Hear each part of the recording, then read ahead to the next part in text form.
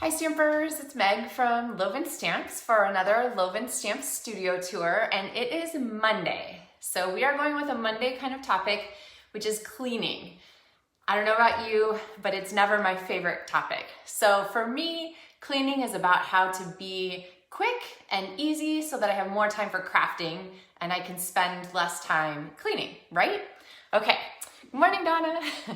All right, so today I'm going to tell you about more time for crafting, less time for cleaning, and I'm going to give you a tip for writing on your blocks, plus how to get that off so that you can be more efficient with your stamping and just make it a little easier to line things up. So my first tip for cleaning is that I try to do it right away. With stamps, you're going to find sometimes with your photopolymer that you end up getting stained. So these are my Peace and Joy stamps here. I think if I put them this way, we will see best. Peace and Joy stamps here, and this is the piece that I have stamped with my red color ink, my Blackberry Bliss, and so it's a little bit stained. The quicker you clean your stamps, the less staining you'll find. We're going to talk a little bit about staining again later, because it's not that big a deal, but we'll talk more. So clean quickly, right away, and the best way to be able to clean right away is to have your stamping cleaning at your fingertips, okay? So I'm gonna scoot you down here and ta-da, get you set up. So two solutions that Stampin' Up! Has for cleaning your stamps. One is the Stampin' Scrub, which has been around for a very long time, 20 years since I started with Stampin' Up! And the left and right side are cleaning pads. If you've never seen this, the idea is that you are going to spritz one with your Stampin' Mist. This is a really old bottle. And then you're going to wash and dry. And I used to always say it's the cheapest washer and dryer you'll ever buy. Now, old pads didn't have this handy tip, and so whenever you wanted to clean a stamp, you had to figure out which was the wet side and which was the dry by touching them, and then you have wet inky fingers. But the new Stampin' Scrubs have this little tab in the corner here, and they actually say there's a little raindrop there for wet, and there's a little sunshine here in the corner, where there it is, for dry. So it's really easy to see which side is the wet side and which side is the dry side. Now, I also had somebody ask me one time, they said that my stamp isn't getting clean anymore. And I said, oh, did you wash your scrub? And she said, what? So these pads come out for cleaning. You can pry them out, but honestly, when I wash my Stampin' Scrub, I just take it to the sink. I drop a couple drops of just regular, just soap, Joy or Dawn or whatever, right in there. And then I either use like a brush if I had one handy, a fingernail brush or something, or just my hand, and run this until it becomes clean, the water comes clear. And then I just set it up on the side of the sink to dry so that it drips in, and don't worry about it. I have had people say that they've put these in the dishwasher. Be a little careful because you don't want your pads to warp, and depending on the heat in your dishwasher, you might end up with some warping of these pads. All right, so that is sort of our traditional method. Mine's actually dusty because I never use it. This is what I use all the time now. It is Simply Chamois, and it comes in like a little plastic bag like this. So my recommendation is to just grab an extra standard stamp case, which you can order as a pack in the catalog, because it's the perfect size, and then you can close it up and it keeps it damp and ready for you to use. Now, when you first clean your first stamp on here, it's gonna leave a terrible stain on your chamois. Take a deep breath and know that that's not a problem. This is actually totally clean right now. It's just got some ink staining in it, and it doesn't affect how it works. One of the things that I like about the chamois over the scrub is that this is like an ink magnet. So if it gets near your ink, it like sucks the ink into the chamois and takes the ink off your stamp, which is really very slick. The other thing I like about this is, have you ever inked a stamp and you get ink kind of all over the blacks? Like, we'll say that that's a little bit extreme example. But what you can do with a chamois that doesn't work as well with a scrub is you can just wipe that ink off there on your chamois and see how clean that is instantly. This is a really great tool. I highly recommend keeping a chamois handy. Now, the other solution also starts with S. So we have scrub, we have chamois, and the last one is the sink. And if I have a lot of stamps that I've been using for a big crafting session, then I just pile them all in my case like this, and I take this over to my bathroom, and I just run this under the water in the bathroom to get all of the ink off the blocks and the stamps, and then I just lay them up on the edge of the sink there to dry again. Oh, I got ink on the back too. There we go. So the sink is just really easy to use for that. Now, be careful if you have tiny photopolymer pieces that are not super inky or super sticky. You're going to want to make sure they don't go down the drain. And you would never want to get a red rubber set wet. This is Dove of Peace. And that foam that is between the red rubber and the sticky side of your stamp isn't meant to get wet. So you wouldn't want to put this, a red rubber stamp in your sink, okay? All right, so back to cleaning. Hot topic is stains. So some people say that if you pre-stamp your photopolymer stamps that you get less staining. So what that means is it would be to take a light color ink like petal pink or one of the light yellows, one of the light blues, and to go ahead and ink your stamp up and have that be the first time that the stamp touches ink. And the idea there is that they say that it kind of takes up some of the little clingy spots on the photopolymer with ink particles, so then it's not quite clinging to the other darker colors. The colors that stain the most are things with lots of pigment in them. Cherry Cobbler, Blackberry Bliss, reds and purples. They're super pigment heavy ink. The color isn't necessarily the factor, it's the pigment heaviness. And so they tend to stain the most. Now, this is where I say I would take a message from Don't Worry, Be Happy. This stamp, once I've cleaned it here, is totally safe. I can take this with my Petal Pink ink pad. I know somebody's going, no, don't do it. And I can ink this, and my pad is perfectly fine. There's no ink transfer, and my color of my stamped image is perfectly Petal Pink.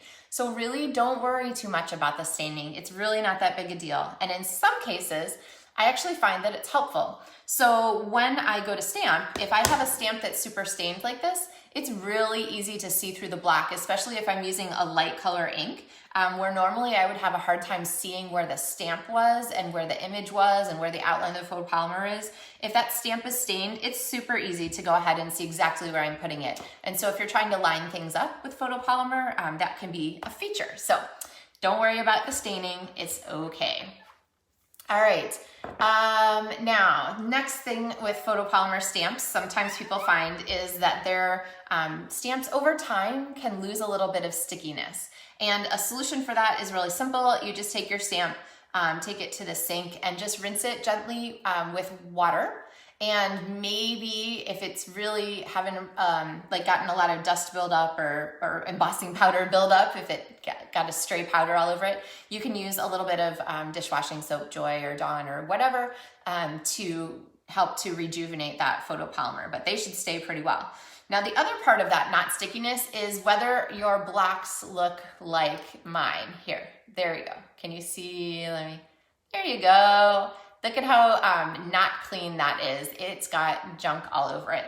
And part of that is because if I have an older red rubber stamp that isn't super clingy, it's pre the Stampin' Up! Changeover to the new cling, then sometimes I'll put a little bit of adhesive on the back of the stamp so that it sticks. But this is really easy to combat. So I have my isopropyl alcohol. I'm just gonna run some of this onto a paper towel and then close up your alcohol. Remember, it's super hygroscopic, so it wants to suck all the moisture out of the air and become a lower percentage of alcohol. So keep your isopropyl alcohol closed so that it stays as fresh as possible. And now I have alcohol here. Alcohol is not a friend of your stamps, either rubber or photopolymer. So after I get my block clean, which let's see, can you see how pristinely clean that is now? Let's see, the things you see are on the back, so I'll go ahead and clean the back too. After you do this, if you find that there's a little bit of like there's like a little bit of a sheen or a tackiness almost from the alcohol, I'll just run this to the bathroom sink or the kitchen sink and then clean that, just rinse it once with water to get rid of any residue. but now my block is clean and my stamps will stick so much better.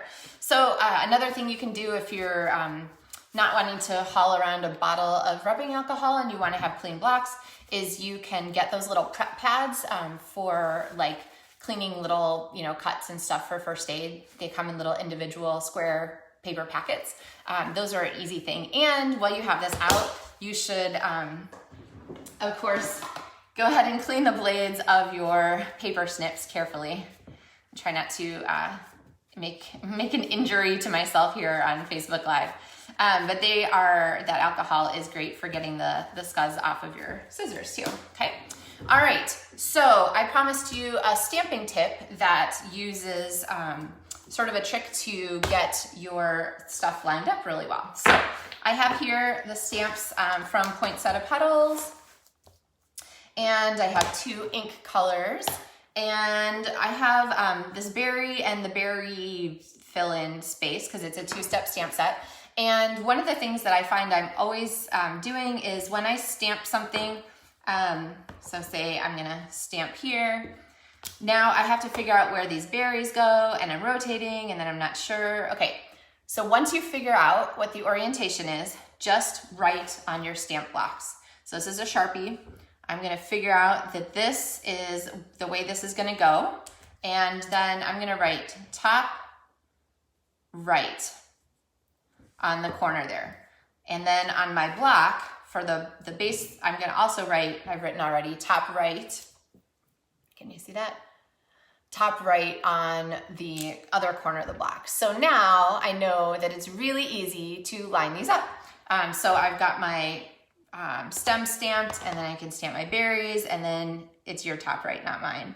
I can go ahead and stamp the berries right on top without stressing about which direction it is. And then we're gonna use our stamping chamois to clean off the ink from that side. And then I just have a teeny bit of the rubbing alcohol left. So when I'm done with this project, I don't need to keep that top R on there. It comes right off with the alcohol, okay? And I can take this one off too. So if you're a demonstrator and you're prepping for a class, just to make life easier for everyone so they don't have to keep rotating flowers and things like that, or even if you're punching and you know the punch only goes in from one side of the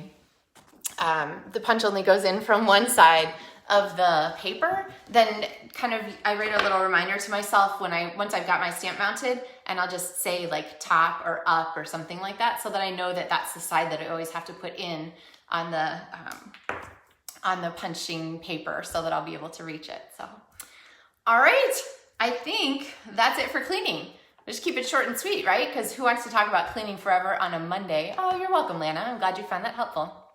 Yeah, I am going to share a video tutorial on my blog today. I know last week I promised you a blog post on Friday that didn't happen, so we'll get there. But today I am going to share a video with you. It's the piece gatefold card that's part of my LovenStamps tutorials for the month of October. So you can watch for that blog post today.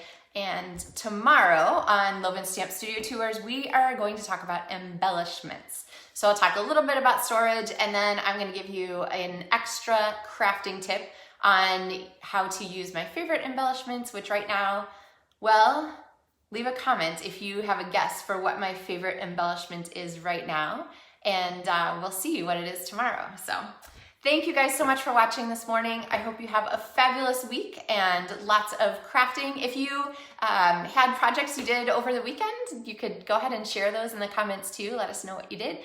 Put a little picture in the comments. That would be super fun.